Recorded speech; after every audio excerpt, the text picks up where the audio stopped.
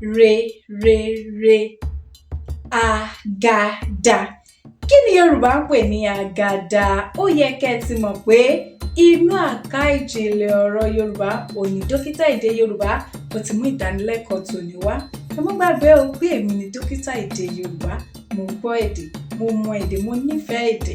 Èmi gangan lédè mo sì ń kọ́ni lédè Yorùbá lójúlówó. Agada, orúkọ mìíràn fún àdá òní jẹ́ bẹ́ẹ̀. Tí Yorùbá ò bá fẹ́ pè ní àdá, wọn á ní Agada. Ẹ ti gbọ́ òwe yìí rí bí? Ẹnu dùn ún rò fọ́, àgàdà ọwọ́ ṣe bẹ́gi. Tó bá ti yá, tẹ́ ẹ fẹ́ pé ọ̀rọ̀ sọ tàbí tẹ́ ẹ fẹ́ kí ìtumọ̀ rẹ̀ ó hàn dáadáa tó ṣe pé àdá lẹ fẹ́ mú, ẹni bá mi mú àgàdà wá tó ti yé yín bí? Bẹ́ẹ̀ ni. Ẹ lo ọ̀rọ̀ àgàdà yìí, ẹ lò nínú ọ̀rọ̀, nínú gbólóhùn, kẹ́ fi ránṣẹ́ sí mi ní comment section. Ẹ like ẹ.